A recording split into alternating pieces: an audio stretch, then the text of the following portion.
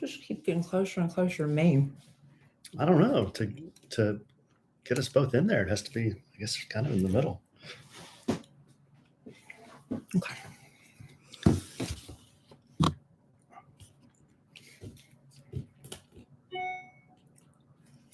Let's dive in. Mm-hmm.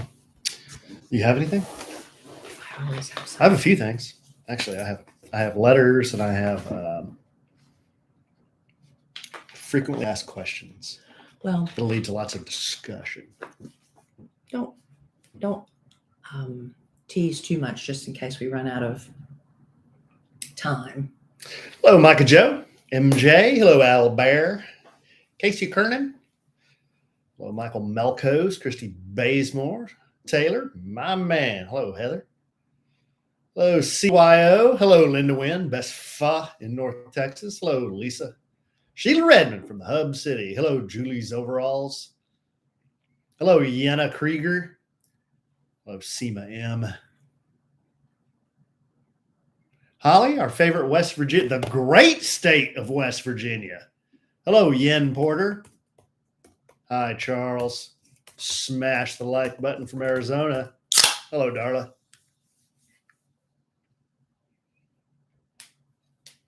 Hello, Mel.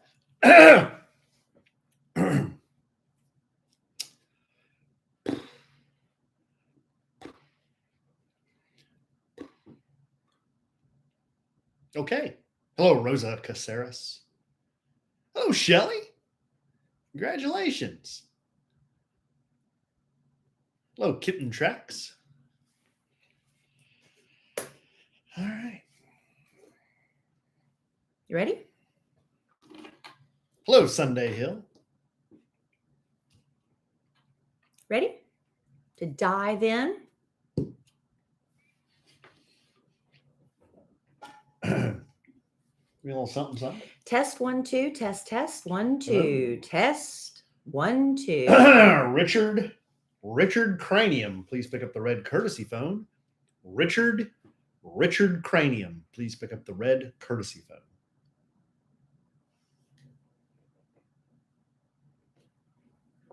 Welcome to A Sandwich and Some Lovin'. I'm Kellie Rasberry Evans, and here is my husband and podcast co-host, Alan Evans. Hey, train. And we are so excited to be back here for another podcast. We're living on the edge tonight. How so? Guess what? What? As I was setting up the Rode Class A servo bias preamp with the Aphex onboard technology, I noticed that the power connector came out of the machine. Not just the plug-in thing, but the actual connector. And you fixed it.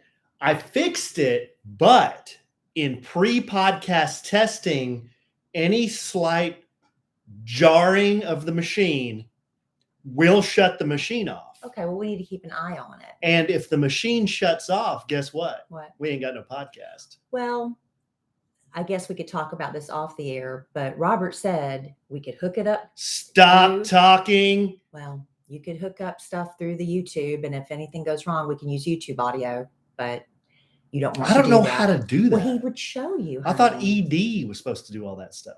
No, he can show you how to do that, but that's stuff that we can take care of. Speaking of ED, behind the scenes. How's Don doing? I haven't heard you talk about Don in a while. It's fine. How's my man? Our entire email system for work crashed over Christmas, and it was a real big nightmare. He had to get everybody set up with a new email system. It was really bad. Can we blame Don for that? No, it wasn't his fault. He had to fix it, and it was a mess because everything, so much was lost. And that's an entire company's emails. It was bad. So he's having to recover a lot of stuff. It's been very stressful for Don, the engineer. The reason I just thought about Don was you guys were talking on the Kid Credit Morning Show. Nationally syndicated. Yes, the other morning, and a listener said something like, I don't know if they called in or they were texting in or something. They said, I've never heard Don speak. Well, he doesn't like to speak on the radio. Well, I'll tell you what. He said like one or two words. He was on our podcast. If you listen to A Sandwich and Some Lovin', that's my point. Well, which episode, honey? You'd have to tell them when to go back and find it. Beats the hell out of me. He did come on our podcast, which is a very big deal. And he did a segment. Yeah, I don't remember what it was on. Technology. Technology. It was about those little what you call them? Those tags. Air tags. Yeah. Yeah. Which, you know what? after the whole debacle with the Southwest Airlines and people couldn't find their luggage, that made me think we need to get air tags for our luggage before we travel again. I have an air tag. We need to put it in our luggage. That's the key. Oh. So anyway, I don't know how to set that up either. We've got some fun stuff to get to on this podcast. We do? We do. I actually came across this Twitter account, and it's a professor. I've got it when I get, he's a University of Calgary researcher. His name's Paul Ferry. And he goes through old newspapers, and he went back to the year 1923, 100 years ago. A couple of years before you started on Kid Craddock. Right. And he went to look up articles to see what people back then predicted for 100 years in the future. And here we are. It's 100 years. And so he posted a bunch of them on Twitter, and I'm going to go through some of them. And some of them actually kind of creepily came close. You don't have to listen to that guy. All you had to do is watch the Jetsons. All the stuff on the Jetsons was supposed to take place like now. No, that's not true. I think George Jetson would be born about now, according to somebody said that. They were doing, it was either last year or this year. They said that George Jetson would be born now. They were doing Zoom calls. I don't remember. But anyway, this was from 1923, well before the Jetsons. So we'll get to some of that. Okay. And if we have time, I mean, it's a lot. So it might take up a good chunk. We're going to do a whole podcast on that? Well, it's a good chunk of it. Alan, it's interesting stuff. Oh. Sometimes are you doing your bit? You criticize me and act like something's going to be, you're already deeming it to be boring before I've even started it. It might be so titillating that people would be like, that's so good. Don't say that. Don't say that. Say what? To say stuff like that. Yes, but we can. Carry over. We most certainly can. I don't like it. How about that? We could carry it over for two Twitter? podcasts. Yeah. No, we could. So anyway, we've got a lot of fun stuff to get to. And hopefully, even if my husband doesn't find it interesting, everyone else will, because I went to a lot of effort. I'm going to find it. I don't know why you don't think I'll find it interesting. Because you already said the whole podcast, you're already setting me up for failure. That's not being very supportive. I didn't mean to set you up for failure. All right. Well, there's that. And Alan also has a few things. I bet they'll be exciting. Not really. We've got letters. See, wait for you to build it up. Why would you say not really? Well, no, we've got one of our very, very best customers and our self-proclaimed favorite black listener, Tony, wrote in. Yes, I remember Tony. Love it when Tony writes in. Well, hopefully he has something interesting to share on this podcast to save it. Yes. From me. Yes. And then if we need it, I have something. I have a list. Oh, I love lists. People love lists. I do. Yeah. So anyway, that's what we got. All right. So we do have a lot of fun, interesting, and exciting stuff. Let me just, like I said, this is a guy, if you want to follow his Twitter, there's actually, I believe, an entire podcast when I was doing some of my research on this, that one guy does an entire podcast going back and looking at old newspaper clippings and talking about the way things used to be. It's interesting. It's a little peek into history. Yeah, that's kind of cool. And, like, wouldn't you like to know what the headlines were? Maybe when, like Jack the Ripper was terrorizing London. Wouldn't you be interested to know what American newspapers were saying about that? So it was the article like that. And I actually found, I think it's called Newspaper or newspapers.com. It's one of those. But you had to pay a fee for it. And y'all know how cheap I am. But I would think it'd be interesting. All you have to do is like search subject, like 1923 predictions, which is probably how this professor did it. But then he has to actually go through all of them to glean out the interesting ones. So we'll get to that in a minute. Okay. And I'll give you also the Twitter handle if you want to follow him. Alan is going to actually take the reins for this. Okay. Remember I told you ahead of time. Yeah. Did I have any time to prepare for this? Why would you need it? Well, I don't need it because swapping out bedding to suit the weather, it's a big hassle, babe. Everybody knows it. And just one more reason why you're going to love Cozy Earth bedding. It keeps you cozy and comfy year-round, and it's no wonder over 5,000 customers have left a 5-star review on their website. That's a lot of 5-star reviews. Mm-hmm. Cozy Earth is a luxury bedding made using the finest premium viscose from highly sustainable bamboo, which is naturally temperature regulating. Oh, I love that. Yes. So you'll sleep comfortably all year round. We sure do. The top designers choose Cozy Earth. Try it now. It comes in 6 colors. We chose the charcoal. We love charcoal. It's very cozy. It picks up that color in our comforter. Yes, yes. The bedding also comes in a big, beautiful, reusable canvas bag, which comes in very handy. But Cozy Earth is more than just luxury bedding. Shop their loungewear, pajamas, or their new bath collection, which features luxury bath towels, a plush waffle bathrobe or bath wrap, even a waffle hair towel. That's cool. I want to wear that waffle hair towel. Cozy Earth has also made Oprah's favorite things list 5 years in a row. And Kellie always goes by what makes Oprah's list. I do. I like to give gifts from Oprah's list, and Cozy Earth would make a great gift for someone too. You can save 35% now on Cozy Earth, but hurry, this New Year's offer ends soon. Go to cozyearth.com/sandwich. Be sure to enter code SANDWICH at checkout to save 35%. That's cozyearth.com/sandwich. All right, let's get to it. That's very good. Yeah. Hey, real quick, before I get to this predictions from 1923 for what would be happening today. Many, many years ago when I was in Los Angeles with Kid Craddock, we went out for something, probably some award show back when we used to do cool stuff like that. And, you know, I was a very naive young lady, and there was a man in the restaurant, and Kid was about to have a conniption. He was so excited. He was trying to work up the nerve to go speak to this man. Mm-hmm. And he told me who it was. And I said, who? It was Jeff Beck. Okay. Many consider famous guitar player. Many consider him to be one of the best guitar players ever. Some would say. Some would argue that. He passed away. Did he really? 78. When? Yesterday, Tuesday. Did he really? We're recording this on Wednesday. That's one of Johnny Depp's buddies. Yes. He and Johnny Depp just wrapped up a tour. They did a transatlantic tour. They were promoting their album 18. And his agent said that, you know, he got sick over the holidays. He contracted bacterial meningitis. Oh, man. And went to the hospital near his home, and he died. He said he died peacefully, 78. Oh, yeah. Too bad. Good grief. He survived by his sixth wife, Sandra. You know, that rock and roll life. Six? But they got married in 2005, so they made it a lot. I mean, yeah, a lot of rock and rollers. That's hard. That's hard to stay married to a rock and roll guy. Yeah, but after the fourth or fifth, wouldn't you think? Well, I don't know. I don't know. But she designed the album cover art for 18, which features Jeff and Johnny as teenagers at that age. But, you know, Jeff and Johnny first met in 2016. And, you know, they bonded over their love of guitars, mm-hmm. and they started playing together. And Jeff said, you know, when Johnny and I, it started making us feel like we were 18 again. That's why they named the album 18. And they agreed to work on the album in 2019. He got a little sidetracked by some lawsuits and stuff. Mm-hmm. Anyway, yeah. So that's for a lot of people who are fans of rock and rock legends. Jeff Beck passed away. But in good news, 9 days after he suffered cardiac arrest on the field, Monday Night Football, Damar Hamlin's home. I heard that today. He was That's discharged. Great news. Yes. That's great news. Going to continue his rehab at home and with the Bills. He originally was admitted to the University of Cincinnati Medical Center in critical condition, but he was well enough this past Monday to be flown to a hospital close to where he lives in Buffalo.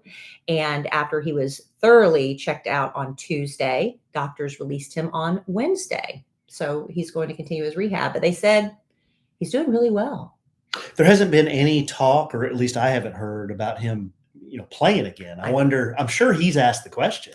I'm sure they're probably just like, let's just see how it goes. But he is rehabbing with the team, you know, the team's doctors and coaching staff, conditioning coaches and things like that. You know, but I wonder if he'll have any long-term effects. Health-wise, they said mentally he's great. I don't know about his heart and lungs, though. I'm not sure. They haven't said. Well, I'm sure they'll let us know what they want us to know, because it's really none of our business, right? True. All right, so Paul Ferry, like I said, he's a researcher at University of Calgary, went through newspapers from 1923 to see what experts predicted life would be like 100 years in the future. So here we are. This guy's a Canadian. Right.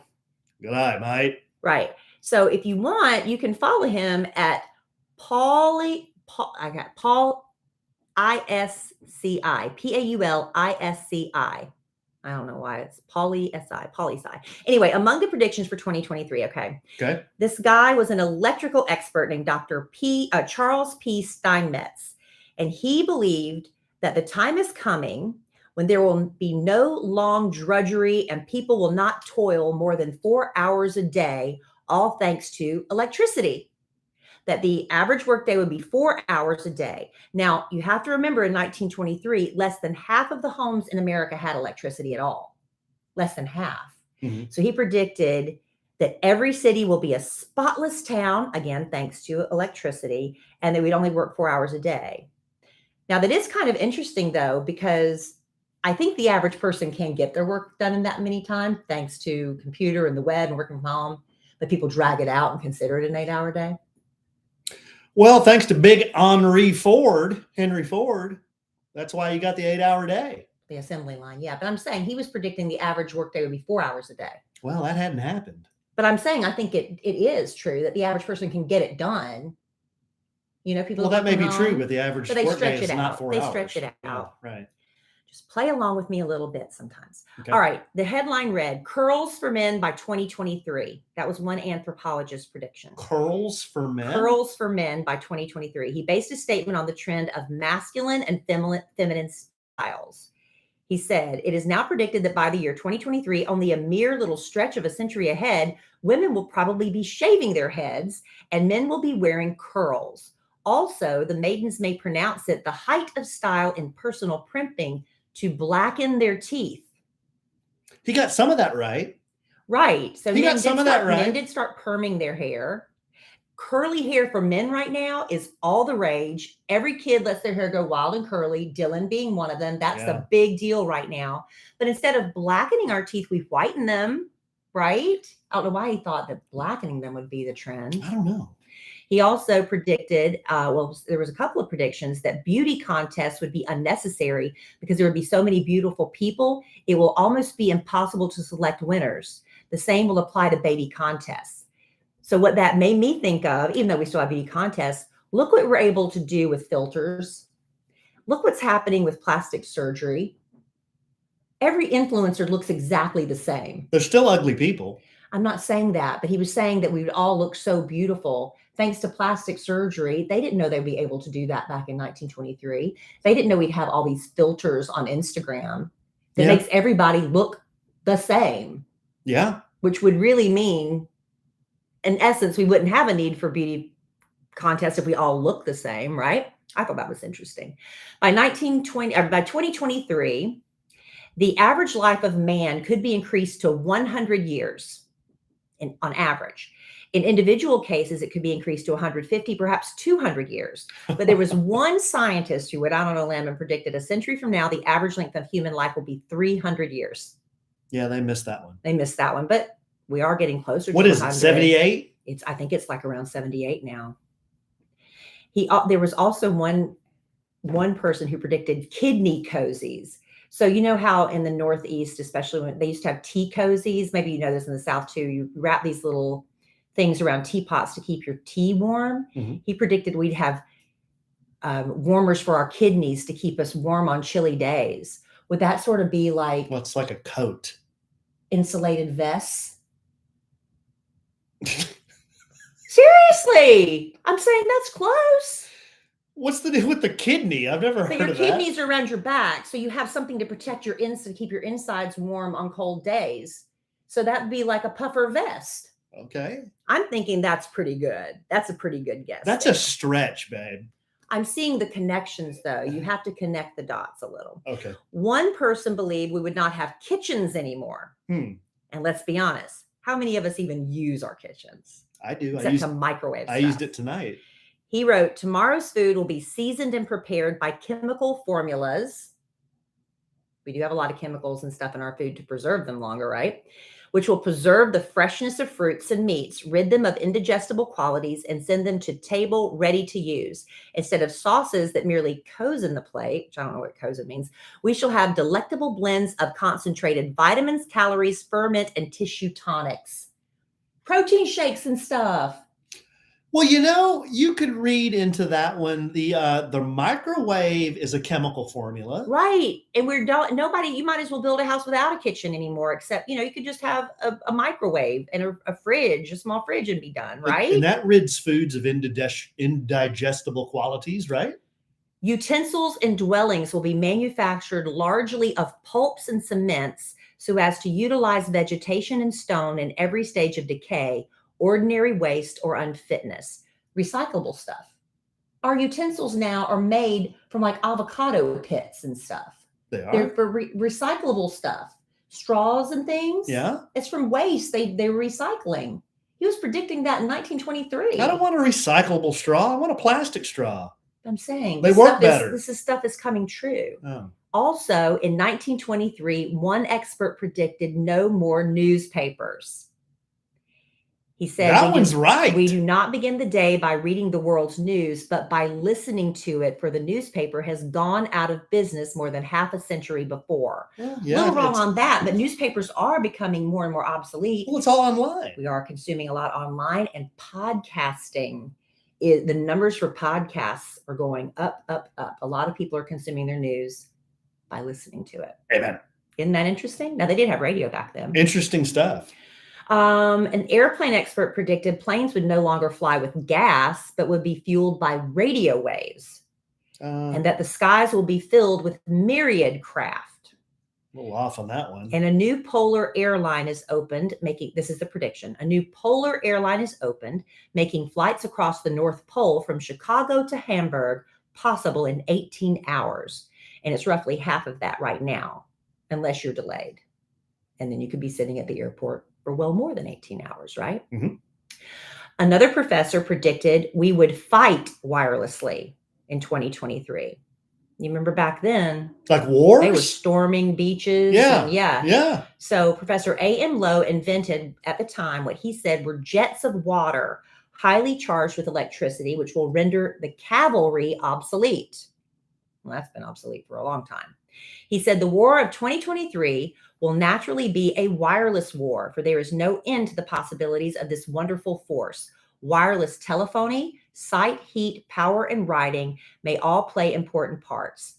Professor Lowe states that at present time, he can, by an expenditure of about 3 horsepower, destroy a wire at a distance of more than a yard without any connection at all. Professor Lowe concludes it is quite possible that when civilization has advanced another century, mental telepathy will exist in embryo and will form a very useful method of communication. He predicted we would all be able to predict telepathically by now, and that it would start with the baby in uterus. And by the time the baby's born, we would be able to communicate with babies. Now, I do hear some baby experts that say you can understand what a baby's trying to communicate to you through their cries. There's a certain cry for hunger. There's a certain cry for sleepy. There's a certain cry for bored. So what do you think? I think I have the biggest case of dumb face because of what you just read over the last 2 or 3 minutes. The wireless war, though, I mean, that's true.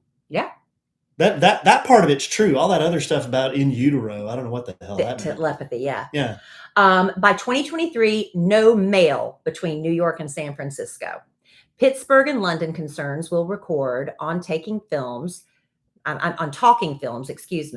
orders from merchants in Peking, and 1,000-mile-an-hour freighters will make deliveries of goods before sunset. That's the Amazon delivery driver speeding through the neighborhood trying to get it to you before the end of the day, right? Where the hell is Peking? Peking is that China? I thought it was Peking. Or is that Taiwan? Where's Peking? I thought it was Peking. I don't know. Is it Peking? Every time I ordered Peking duck, I say Peking duck. And listen to this. Watch-size radio telephones will keep everybody in communication with the ends of the earth. Yeah. Bingo. Nailed it. Bingo. You can talk on your watch now, which is an actual watch size. Isn't that crazy? Dylan got an upgrade on his watch for Christmas. He did. You know how he was using, we've talked about it on the podcast, he was using what was it called then? I don't know what it's called. It's one of those for kids where you can only program like 5 numbers in it, and that's the only people they can call for emergencies. And it was fine for a while, but now he has a legit Apple Watch. But it's still got regulations on it or restrictions on it, right? I guess. I don't know. But yeah, your number's in his phone. You can text him now. I know. I texted him. He's got the deal. When we're talking about technology. You can, and I'm going to sound like old guy here. You can write with your finger on the screen, and that's how it texts. You don't push the letters. You just write the letters and it translates that into a text. That's cool. That's pretty cool, huh? Let's see. Going back to health, I should have done this earlier, but this person predicted in 100 years now that cancer will be eradicated. Well, obviously that hasn't happened, but I just read a headline this week that said doctors are getting close to creating a vaccine that would not only treat glioblastoma, that's a type of brain cancer, but it would also prevent it from coming back. And these scientists at Harvard have developed this vaccine by genetically engineering brain cancer cells. And if they can come up with a vaccine for one type of brain cancer, that opens the door for creating vaccines for other types of cancers. Isn't that interesting? Interesting stuff. All right. So that now, I'm not going to do any more predictions for 100 years. That didn't take up the entire podcast. Well, and I thought it was interesting. I did too. And I thought a lot of that stuff came really close to what we're living with today. Yeah, some of it did. It really did, Alan. The phone, he got that one right. Wars. The wireless wars, he got that one right. And the idea of not needing a kitchen, that's technically true. Okay. The kidney warmer, that's a coat. I think so too. No one's living to 200. No one's living to 150. That's not happening. I think the oldest person in the U.S. right now is like 114 or 15. But I don't want to. How come? Unless I'm in a good place and I can take care of myself and bathe myself and get around. That's it. I don't want to. You don't want me wiping your butt? Huh? No. Why? Because you wouldn't be able to do it seriously. You'd be making a joke about it every time. No, I would yes, not. you would. Oh, come on. Yes, you would. You'd tease me about it. Yes, you would. No. There's not one person that doesn't think you wouldn't tease me. 95-year-old AE, he wouldn't do that. He'd be so old and crusty by then, he wouldn't care. I just wipe it. And be happy about it. Do you truly think, who do you think is going to be incapable of cleaning themselves first, me or you? What does that mean? To guess. What does that mean? That means I'll be wiping you before you wipe me. Why do you think I'll be incapable? Because why? Because you have more issues in that department than I do. That may be true, but here's the deal. You're older than me. True. By not just 1 year. But not significantly. Several years. How many years? 4. Yes. And that's not bad. Maybe we'll die about the same time. Golly, come on. Like in The Notebook. I can't believe you. Or Titanic, when we curl up in the fetal position and we're flooded in a sinking ship. Right. I can't believe you threw me out on Front Street saying that I would not wipe your butt. Well, I'm not saying you wouldn't. I'm just saying you wouldn't do it without making a joke. Without making a mockery? Yeah. Well, that may be true. There you go. See it now. You can admit it. All right. Really quickly before we get to more of this fabulously entertaining podcast. I've been sharing my love for Thrive Cosmetics for a while now. Their skincare, their beauty products, they're all made with clean ingredients that just love on my skin, 100% vegan, cruelty-free. There's no paraben sulfates, none of that bad stuff. Now, I use Thrive Cosmetics Brilliant Eye Brightener every single day. I love how it wakes up my eyes. It lasts all day without creasing. It's got beautiful colors. The Liquid Lash Extensions Mascara, I've told you guys about that. My daughter, Emma Kellie, literally thought I got my lash extensions back when she saw me wearing it the first time. It's the look of lash extensions without the damage and the best-selling product they have. But I don't know if I've told you guys about Thrive Cosmetics Infinity Waterproof Eyeliner. The reason I'm bringing this up now is because my mother the other day was saying, I need help. I'm having trouble finding an eyeliner. I'm like, ding, you've got to try Thrive Cosmetics eyeliner. I'm going to order it for her with our discount. It's the best eyeliner I've ever used. It doesn't tug. A lot of waterproof eyeliners are dry. It doesn't tug on the skin. It just glides right on. It lasts all day. It's got this angled smudge tip that you just blend it so easy. So I'm ordering that for my mom. I'm serious. It's the best eyeliner I've ever used. And you can also feel good about shopping Thrive Cosmetics because cause is in the name for a reason. They've got a bigger than beauty promise. And for every product you buy, Thrive Cosmetics donates to help communities thrive. They've got over 300 giving partners across the country, including the National Breast Cancer Foundation. Now is a great time to try Thrive Cosmetics for yourself. And right now, you can get 15% off your first order when you visit thrivecosmetics.com/sandwich. That's Thrive Cosmetics, CAUSEMETICS.com/sandwich for 15% off your first order. There you go. All right, babe. You want to get to some of your, you want to do your list or your letters first? Well, people love lists, but let's do some letters. We have some good letters to go through here. Our first letter is from Tony. Hi, Alan and company. I'm company. It's me again. I'm still listening to you guys. I'm actually in Dallas now for my yearly budget meeting. Fun times. Anyway, I tried oat last night and I'm impressed. Oh, good. I was skeptical at first, but it passed with flying colors. What's up, Tony? Why would he be skeptical? Well, because, there's a lot of barbecue restaurants here. Not like ours. I know, but every barbecue place says we're the best. And so you kind of maybe go in thinking, show me, right? Prime Wagyu brisket, homemade sides. It's the best smoked turkey I've ever had. Chef-driven homemade desserts with a pastry chef. Yeah. Written up in Texas Monthly. I'm telling you. You're talking about a lot of barbecue joints. I was skeptical at first, but it passed with flying colors. Keep up the lewd comments. Tell Kellie that your lewdness still doesn't touch the late, great Fat Guy Handbook podcast. Oh, my goodness. Also tell Big Al that these 19-minute podcasts with 10 minutes of intro are about to be a deal breaker for me. Yeah. Well, back to Houston I go. Take care. Still, your favorite Black listener, Tony. All right, Tony. Let me have that one. I'll ask Robert Ehrman, who is the producer for the Kid Craddock show. Talking. Who is on Love Letters to Kellie, the podcast with me. He reads the letters for me. The Fat Guy Handbook, which is really funny. He and this guy named Cappy many years ago were going to write a book, and they were going to call it the Fat Guy Handbook. It was going to be like just a funny book, right? Never got around to writing that book, but they did start the Fat Guy Handbook podcast. And yes, very lewd. But it got to the point where it got to be too much to do because they lived so far apart. And now they just do like little one-offs. But I can't say TIT. That's not our podcast. Go be a guest or go start Fat Guy Handbook 2.0 with Robert or Cappy. Maybe I'll just say it here. But I don't want that here. I don't like it. I'm asking you, and I've asked you repeatedly not to do What about breast? Fine, Alan. How do you want to talk about breasts? What about coconut? What do you want to say about them? I mean, I'll take a look at them. All right. Anyway, I'll ask that. I need to go listen to Big Al's podcast to see what that's Which about. podcast is Al doing now? Well, it's called something else now. Like he doesn't do the Black Planter anymore. It's something about threes. Just the three of us? Just the three of us or something. Three's Company 3. Because he got married to Amy, but he was already doing a podcast with this other girl. And I guess they didn't want to give her the boot. Third wheel. Okay.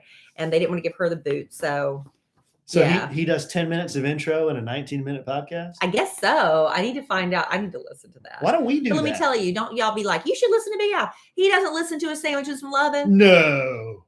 He does not. And he doesn't listen to Love Letters Kellie podcast. No. So there you go. And I'm going to listen because I want to hear now how tense that must be. Maybe we should go to the Big Al School of Podcasting. How so? Just the big, long intro and then a real short podcast. We can. Just talk about, I don't know what Al. If that's what you want to do. I don't know what Al's intro is all about. Well, let's dissect it. This next letter is from Rachel. Subject: advice for starting a podcast. Maybe this is what Al needs. He's already started one. Well, maybe starting one with content. Well, she didn't ask about how to have a podcast with content. She just asked how to start one. G'day, Kellie and Alan. Happy New Year. I've been a longtime listener of the Kid Craddock Morning Show, nationally syndicated. Love letters to Kellie, and a sandwich and some lovin'. Having met my husband at work and still working together, same company, title, and boss, for 15 years, it makes my heart smile when spouses are able to work together. I love your chemistry. You both make me laugh and can brighten the worst of days. My husband and I have been interested in starting a podcast, and we're wondering if you'd be able to offer some advice. We really don't know where to start. We've actually recorded a couple of episodes, quote unquote, but really are clueless on editing, publishing, and marketing it. So are we. The premise of our podcast is flying in our adventures in our 1971 Piper Cherokee Evermore, dime in our very different outlooks. Since 2018, my husband has been pursuing a career change to aviation. I'm proud of what he's accomplished in these few years. Last year, he became a certified flight and instrument instructor. We've owned a plane since 2020 and have been taking her around the country together. I'm a nervous flyer, so it's been quite a journey for myself. I actually listen to your podcast when I fly commercially because I know Kellie has said that she knows she is not going to die in a plane accident. And I feel if I have her in my ear, I'm okay. I know this isn't a love letter, but I know Kellie likes ages. I'm 38. My husband is 37. We're located in Houston, and I would love to fly up to Dallas and take you to dinner. Lovely. Come on. Thank you so much for taking the time to read this email. Thank you for all you do. The world is better and blessed to have you both in it. Oh, thank you. With love, Very Rachel. sweet, Rachel. It's very nice. Let me tell you, Rachel, this is my advice for you, and it would be not to start a podcast. What I would do if I were you is I would start a YouTube channel. I think you'd get more interest there, more hits, and there's no telling where that could take you. You could, show, if you and your husband are flying all around the country, take videos of those flights, take videos of him preparing for takeoff, do some instructional videos. That'd be really interesting. Talk about, what it's like, how you cope with your anxiety on a flight, and, get a GoPro, show, do all these things, film your husband, everything you do with that plane. Put the videos on a YouTube channel, come up with a really cute title and use the right hashtags. What would right hashtags be? Flights, airplanes. Well, it's probably a million of them. Flight instructions. If you tag it right, people will find you. And people start podcasts, if you want to call it that, on YouTube. They'll simulcast them. A lot of the podcasts I listen to are recorded simultaneously live on YouTube, just like we're doing now with the Sandwich and Some Lovin'. And they don't necessarily put it in a podcasting format. Now, there are so many companies you can go with online, right? You could just Google them, and there's a million of them, how you can throw up a podcast. Mm-hmm. Yeah. But I just feel like YouTube would be a great place to start, in my opinion. Yeah. Sounds like they have a great content idea. Yes. That seems very interesting. Because I follow a lot of the RV vlogs on YouTube. And motorcycles. Oh, yeah, and motorcycles too. But I was trying to, similar to, I guess, aviation, just everything about an RV, where they're going, what it's like to do it, and I don't own my own, just like I don't own my own airplane. But I'm sure that would be interesting to follow. And Alan and I don't edit our podcast at all. There's been very rare occasions where we have someone that can do that, and we'll say, hey, can you take this out? Maybe we said a name we should have said. We want to protect somebody's anonymity or whatever reason. So we don't know how to edit, but I know that there are people that are really savvy with editing videos on phones. It's getting easier and easier to do. And there's things you can do on your computer for editing videos, but we just throw it up there, and if you mess up, you mess up. Yeah, the editing is just our music at the beginning and end. The publishing is done through Yay, and they upload it to iTunes, Spotify, Google Podcast, all the places where you listen to podcasts. That's where they upload the file. Mm-hmm. So once it's been edited, they upload it there. Marketing it, we do most of that on our own. So if you're wanting to go this route, get you the social channels for, your aviation channel. So come up with a name for it, and then go out there and find the Instagram, the Facebook, the TikTok, wherever you want to market it. Most of it's going to be on social media, so. And I follow this woman on Instagram, and she has a lot of legal advice and money advice, and she believes in transparency when it comes to money. And she has Instagram, Facebook, TikTok, and YouTube. And she was saying, how a lot of people try to monetize their channels. And she said she makes the most money on her YouTube channel and the least money on Instagram. So there's that. There you go. So I just think that's a really smart thing to do if you're just starting out, especially. And if it gets traction, the right people see you, they'll say, hey, come do a podcast with us. But like I said, there are so many companies out there. Anybody can start a podcast. It's a matter of Googling whoever can put it on and upload it for you. Yeah, anybody can start a podcast. Yeah. We tell people this all the time. The hard part is getting somebody to listen to it. Well, getting the listeners and growing it, and then also being consistent with it. Because everybody's like, oh yeah, I can do a podcast. You do it 1, 2, 3, 4, 5 times. Well, how about the 450th time or the 475th time? If you're wanting to do a podcast and you're serious about this, then really think about, okay, I can do this like 10 times, but what about the 20th time? What about the 30th time? You can do a limited series podcast. You could, but just like anything in marketing, you can't just try it once and say, well, that didn't work. You have to be consistent with it, is my point. That's what they tell me. It is what they tell you, babe. All right. How about another letter? Are we going to do another letter? Sure. How about another letter from Holly Jerome? Subject, bring it home for Jerome. Dear Kellie and Alan, I wanted to send a quick message about the phrase Alan loves to say on your podcast, bring it home for Jerome. I feel like this is a special shout out just for me, as my last name is Jerome. Every time this is said, I shout back, let's go, baby. Am I saying that right? Let's go, baby. It's B-A. Let's go, baby. It's B-A-Y-Y-Y-B-E-E-E-E. Let's go, baby. Maybe. Or is that like when Al says, baby? No, it looks more like, baby. Let's go, baby. Maybe. Yeah. Just basing it on the way you spelled it. I adore your banter, and I am a longtime listener. Wishing you both a wonderful holiday season full of many blessings. Kisses from Kansas, Mwah. Holly Jerome. All right. That's a cool last name. So, bring it home for Jerome. I think I've maybe mentioned this one time. There used to be a football player on the Philadelphia Eagles. His name was Jerome Brown. So Jerome Brown played at the University of Miami. They had a great team when he was there. They had Michael Irvin. They had Benny Blades. They had like all these guys that would become professionals. University of Miami. And then he went to the Eagles. When he played for the Eagles, the Cowboys were just starting to get good. They had Troy, they had Emmett, they had Michael. They had always kicked the Cowboys' ass because they had such a good defense. Well, they had Reggie White on that defense. They had Clyde Simmons on that defense. They had Jerome Brown.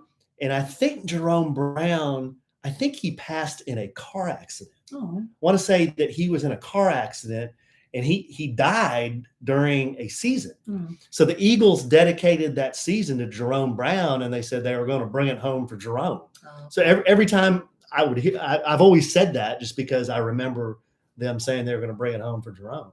But that's a real story. Jerome. Yeah, it's so sad now. Yeah, Jerome. Brought down the room. Yeah, sorry, babe. Yeah. They're going to bring it home for Jerome. Yeah. Right, on that note, The Minister of Defense too, Reggie White. He checked out with sleep apnea. what? Reggie White, who played Minister of Defense? That was his nickname. Oh, I don't. He was a minister, so they called him the Minister of Defense. Oh, okay. Yeah. So he was on that same defense. He died later on after he was done playing. He died from sleep apnea. Really? He sure did. Well, sleeping next to you, and there were many nights when I would lie awake thinking you were going to choke to death. Wow. It's bad. I recorded you a few times so you could hear it. Just think about putting the pillow on my head and just kind of ending it there. No.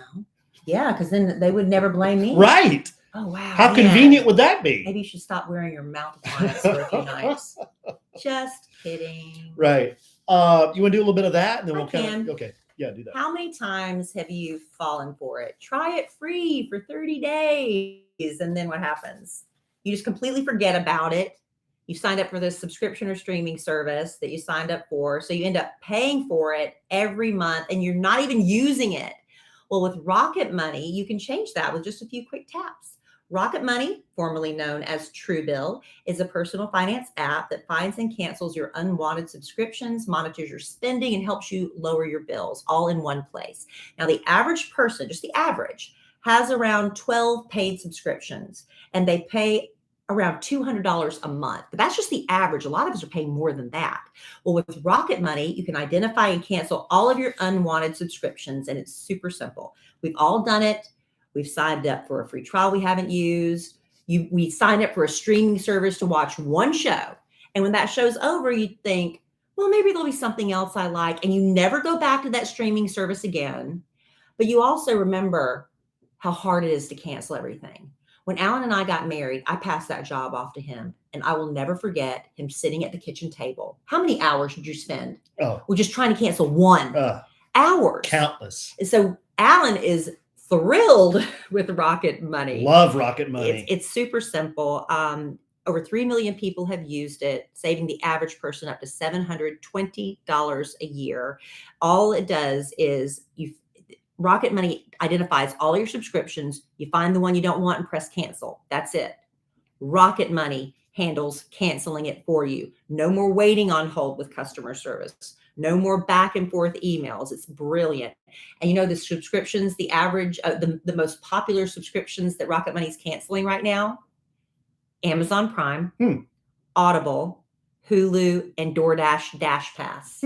Some of you are thinking like, oh my gosh, I've got one or all of those and I haven't been using it. Well, with Rocket Money, you don't have to pay for those anymore. So stop throwing your money away. Cancel unwanted subscriptions and manage your expenses the easy way by going to rocketmoney.com/sandwich. That's rocketmoney.com/sandwich. rocketmoney.com/sandwich. Easy peasy. Easy peasy, babe. All right. You do another couple of letters? Sure.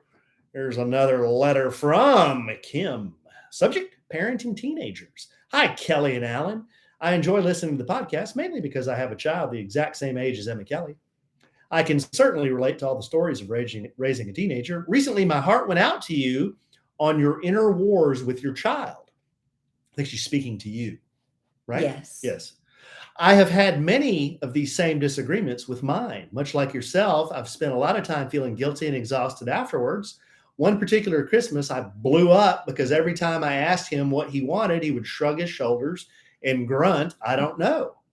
I am also a single mother who works incredibly hard to provide for us.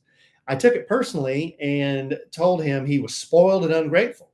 He would also bite my head off in the mornings when I asked how he slept, and we would end up fighting. I'd like to first say my son is a really good kid, never gets into trouble, has good friends, makes straight A's, and works really hard in his marching band. My mom wisely told me if he was spoiled, it was my fault.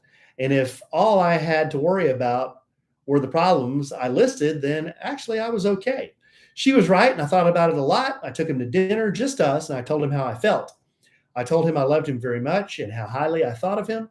I also apologized for my blow-ups, and so did he. I told him no judgments or punishments were on the table and asked him to please explain the present situation, and I promised to just listen, not speak. He then explained to me that he preferred experiences over presents, but he never felt comfortable enough to tell me out of fear I'd call him ungrateful again because I really hurt his feelings. Oh.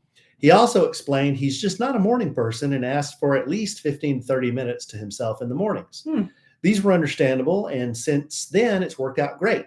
Instead of gifts, he researches local concerts, events, festivals, and conventions he'd like tickets to. We also have some quiet time when he's out of bed in the mornings, and it's worked out perfect sense. Great. When he gets saucy, I calmly explain to him he's not funny and he's hurt my feelings, and he apologizes. It's definitely changed for the better. I wanted to share my experience in case it would maybe help yours. But remember, absolutely, only great moms feel we are not good enough, and you are great.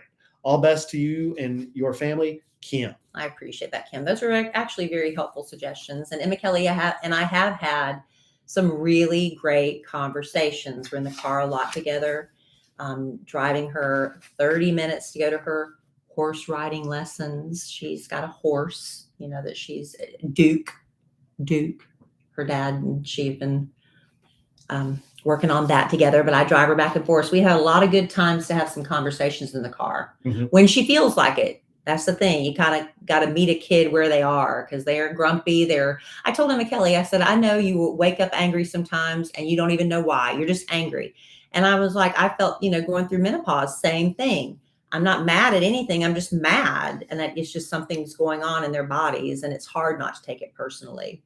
But then again, you've seen me walking around mad. Oh, do you take it personally? Oh, I'll just be sitting there in the chair, just sitting there watching a football game or something. Yeah, just sitting there eating a potato chip. Yeah. Look at me like I should be somewhere else doing something else. Right. Do you take it personally? No. So anyway, it's all hormones and stuff. But yeah, we have some really great conversations, and I think we have turned a corner. Oh, She is, good. you know, that's well. And then 2 days later, I'm screaming at her, "What am I? Just an ATM dude?" So you know, it's back and forth. You know how it is, but we're in a good. We're getting along really good right now. Took her driving yesterday. I picked her up from school and said, "You're driving home from school today," because usually she's like, "Well, we're getting closer to the time where she's going to have to take her test." Mhm. And usually she's like, "I'm too tired." The other day she told me it was too cold for her to drive. I was like, "You've got to be kidding me." But she was driving, and her issue, her dad took her out to practice parallel parking because we were told that I haven't taken a driving test since I was 16. It's been a long time. But they said the first thing they do here is they take you to parallel park. If you can't do it, test over, you failed. Right? So her dad took her out to parallel park for one day. So yesterday we get in the car and I said something to her about we need to practice parallel parking. I already know how to do that. Oh. She's got it out. She's got it. She's got it. I got you. Right. Yeah. I already know how to do that. Yeah. Oh, wow. Okay. So I'm like, so I was trying to tell her dad that, but anyway, so and I'm trying really hard to keep a quiet tone with her, to let her try to correct herself before it's too late. Her issue is hugging the right curb. She hugs the right curb. She told me that this morning because she's been driving me to school. She's like, "Did I hug the curb?" And I'm like, "Did you do what?" And she goes, "My mom says I hugged the curb." And I said, "You didn't hug the curb at all." Okay, because I gave her some tips. Because I'm sitting there, I'm trying not to say anything, but what happens? The mom hand goes out. Like I'm physically forcing the car to move by putting my hand on the dash, and she loses her temper. And then I'm like trying to maintain my temper.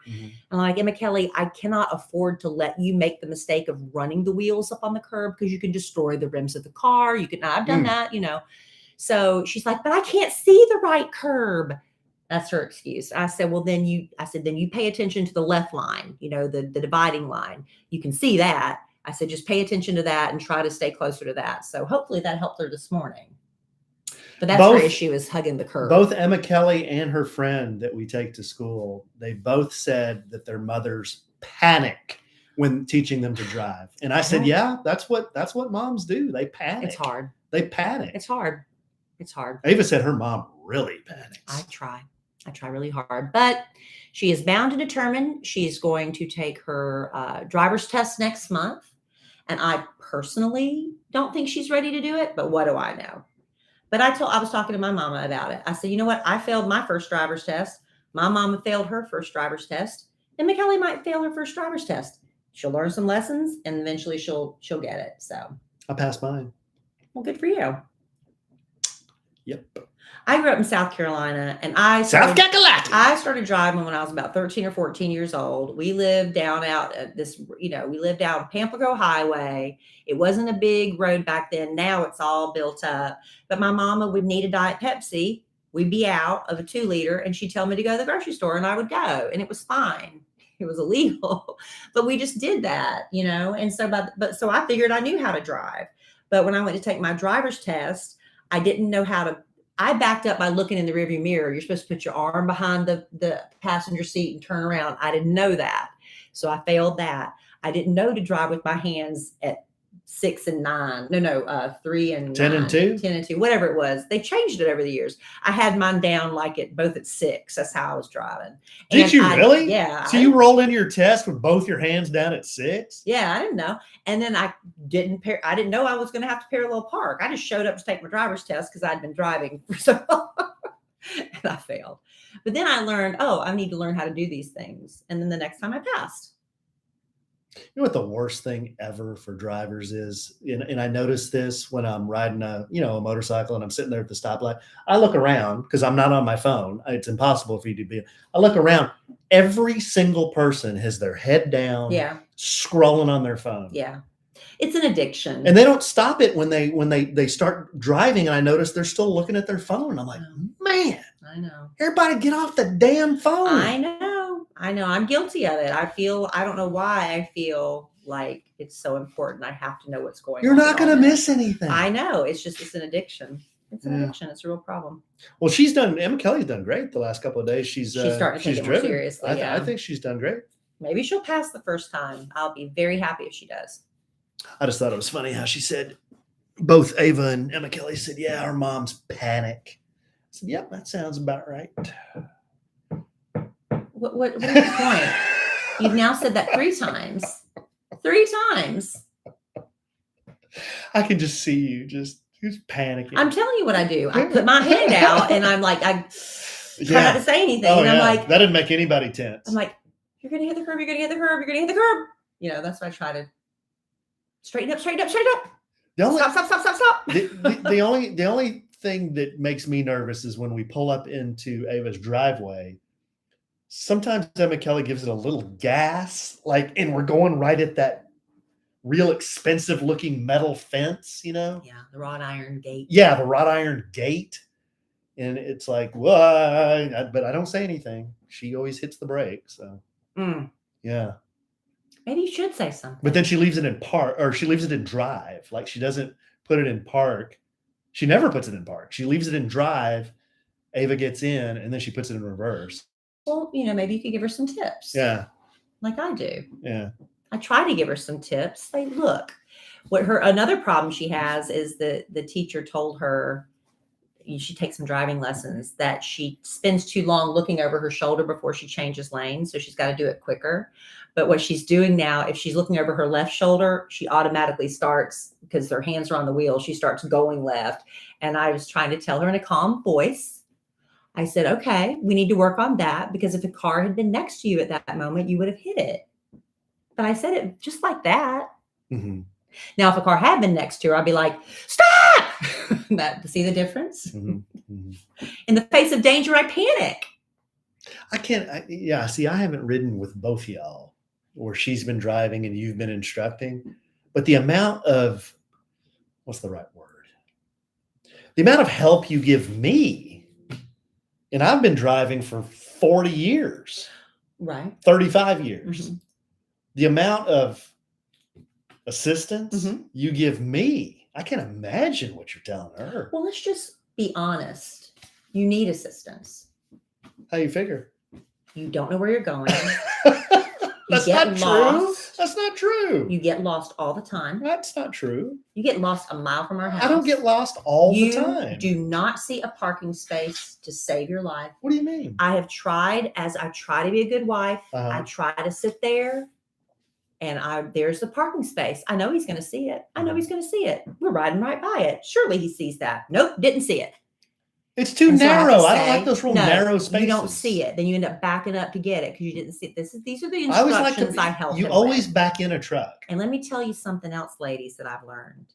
If you're running late, don't say a word, because he's only going to drive slower. Yep. We had a conversation. I can't tell you how many times we've had the conversation where he just says, you can drive from now on. And I'm like, good. I'd love to drive from now on. Mm-hmm. But then what happens? He gets behind the wheel. And I am perfectly fine with driving everywhere we go. Mm-hmm. And you've told me I could. Are you going to get there any faster? Yes, you will with me driving. Nope. Oh, it drives me nuts, y'all. We need to be somewhere in 10 minutes and it's 20 minutes away. And he just goes under the speed limit. Okay. Under the speed limit. We could talk. Drives me nuts. We could talk all night about this, but there's a reason why we're always late. There's a reason why we're always running late. Why? It ain't because of this guy. It's not always because of me. 9 times out of 10. All right, we're not going to go down this path. No, we're not. We're not. This isn't a hill I'm going to die on. Good. So why don't we all go out for dinner, you, me, and Emma Kellie, and let Emma Kellie drive, and I will sit in the front or the back seat, wherever you want me. It's making me nervous as you're talking about it. Why? Because you'll make me and Emma Kellie panic. Well, you said you wanted to see what I'm like. Y'all stop bickering. We're not bickering. I used to be able to listen to this podcast. I can't listen anymore. Al was always bickering, yelling at Kellie. It needs to be nicer. That is true, though, y'all. Needs to be nicer to her. That is true. Yeah. All right. Well, why don't we just go ahead and bring it home for Jerome. We're gonna bring it home for Jerome. Yes. Okay, we're gonna push this to next time. I'm gonna tease it for next time. I have the top 10. This is a list. The top 10 most frequently asked questions for one Kellie Rasberry Evans and one Walter A. Evans. These are in our emails? I came up DMs? with these off the top of my head. Yes, DMs, emails. Yes. So, a lot of people want to know what I used to stop snoring. They want to know what we think about the Mexican resorts. Where should I go? They want to know how to get the promo codes. I listen to the podcast. I don't know where the promo codes are. How do I get the promo? They want to know when Oak number 2 is opening. They want to know how to find Kellie's mom's mac and cheese recipe. We're going to talk about all that next time. Okay. There you go. And many more. All right, baby. I'm looking forward to that one. Yeah. That'll be good stuff. What'd you think of my newspaper predictions? I thought it was interesting. There you go. That's all I wanted. Validation. I did think it was interesting. Good. It didn't take all podcast. It was pretty good, but then with the kidney warmer thing, I was that's dumb. Well, that's just what things that we're predicting. But I think that in a way we do have those things. Sort of. It's called a jacket. Well, what do you predict for 100 years from now? 100 years from now? These guys went out on a limb and predicted 100 years from now. What do you predict 100 years from now? I don't even want to. We won't be here to see it. I don't even want to try to predict 100 years. Well, people always been predicting flying cars, and they're getting closer to that. Do you think we'll be out? Cancer will be wiped out? Honda's running a commercial about a flying car. See? You seen that? So there's things like that. Yeah. I don't know, man. Oh, y'all, real quick. This doesn't affect anybody but people who live near us. But we found out today that Universal Studios is opening a new theme park like 5 miles from our house, right? Mm-hmm. Isn't that crazy? That is crazy. It's going to be geared toward children, which I don't understand what that means. I guess it's not real scary rides. I don't know what that means. But anyway, oh my gosh, they don't have a timeline for it or anything, but they said it's going to be around the same property as the new, is it PGA? Yeah. PGA course they're doing up there. Yeah. If you go straight up the tollway north of here and just keep going and look to the right, that gigantic open area, that's where it's going to be up there. So which is like 10 minutes from here. Yeah. So we got that coming. I heard it's going to be a quarter of the size of the Universal at Disney World. In Orlando. Yeah, it's not. Yeah. But it's still going to be big with lots of rides and stuff and a 300-room hotel. 300 or 400, I can't remember. Yeah. Crazy. That's pretty cool. Anyway, exciting things happening. All right, babe. You got anything else? No, I'm good. All right. Well, I love you desperately. I love you. I love our listeners desperately. Love y'all. I love them so desperately. I bet we podcast again real soon.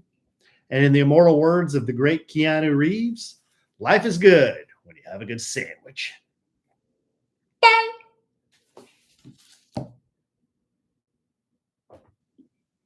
Glad we made it through that without that thing dying.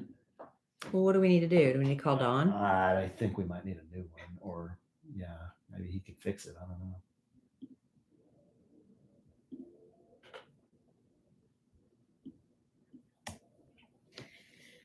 Oh, everyone wants to know when the family podcast vacation is. Well, we can't really say anything yet because we don't know. Jeez. We need to get on the ball and figure that out. We've also got to figure out, are we going to stay at the hotel where Anna's getting married the first couple nights and then move? Oh. It might be cheaper to do it that way and then have everybody meet us whatever day. We need to get on that this week though, so we can maybe announce it next podcast. Oh, Karen, we didn't mention the Bulldogs. Oh. That was missed opportunity. They opened up a big can of whoop ass. That was a beat down. Yeah, I don't know, Karen. I don't know what to think about the Cowboys game. And do you know what the line is? Does anybody know the line? I haven't seen the line on the Cowboys game yet. It wouldn't surprise me if they're not favored, though.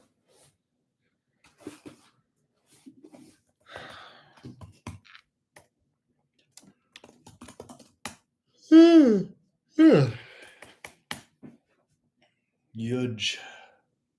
Michael Miklos just sent me show notes. Thank you, Michael. There you go. Karen, my dad, I think you know this, he went to the University of Georgia. My mom and dad came over and they watched the game with us Monday night. And right before the game started, I told my dad, I said, this isn't going to be close. I just don't think this is going to be a close game. And then even Saban in the pregame, he said the only way TCU can win this game is to score over 40 points. I mean, they could have scored over 50 points and they'd have still lost. But I just didn't think they had the people to match up with Georgia, I mean, TCU has a good team, but they're kind of small, on defense. And Georgia's offense it's tough. It's tough to stop. So I don't know. I just didn't think they had the players. They just didn't match up well for whatever reason. But I didn't think it'd be a 60 to something game. I just didn't think that. Yeah. Yeah. Pollock, that was funny. See the look on Saban's face? Oh, I love it. He was so defeated. Yeah. He was real defeated. Yeah, that was awesome. My dad was seriously happy.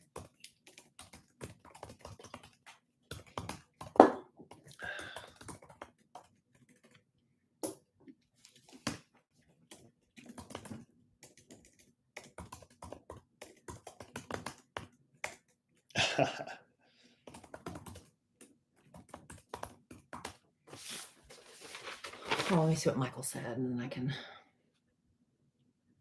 steal from him.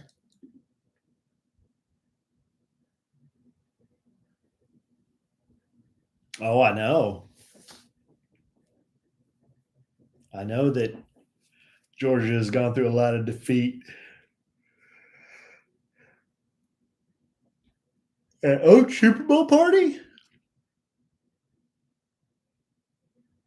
Alan doesn't like Super Bowl parties. I'll tell you that right now. Honeymoon phase is done. What, for us? That's what Julie's overalls just said. Oh, yeah. Wow. Oh, it has been. I don't think so. Why do I look so tired? Because you're tired. I tried to take a nap today. Have you ever tried to take a nap and you're up there for a long time, but you don't ever feel like you went to sleep? So you must have gone to sleep, right? I must have gone to sleep. I was so tired today, my teeth were buzzing. Does that make sense? Sounds like an ailment. My teeth were buzzing. I was so tired. So I tried to take a nap and I took a shower. And here I am, and I'm about to go back to bed. Let's see. We just use these. I mean, you can get them anywhere. The Shure SM58. These are like the Chevrolet of microphones. These microphones they've been around forever. They're real tough. They work fine. You can stick them in we hold ours, but you can stick them in different stands. It's universal size. So it's called a Shure SM58. And then our recorder is a little fancy because it's 4 channels and you can add drops, but you don't have to get a recorder that fancy. That one's about $500, I think. It's a Rode, RODE, but Rode makes a lot of different recorders.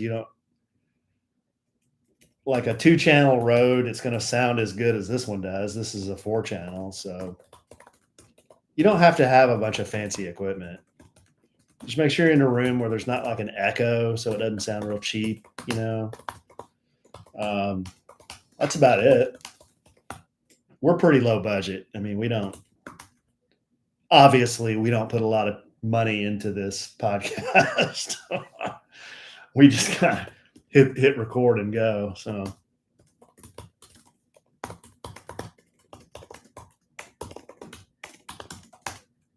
whoa, Krista, my allergies have been killing me. Maybe that's why my eyes are all puffy looking like this. Thank you, Mel. Love you desperately, Mel.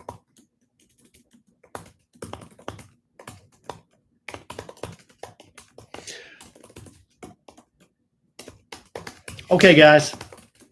Yeah, mountain cedar. That's what Kellie said. She said there's mountain cedar. Mountain cedar's killing me. Hey, Sarah Reed Spencer. Happy belated Law Enforcement Day. That's right. Yeah, mine too, Krista. It's just what's going on?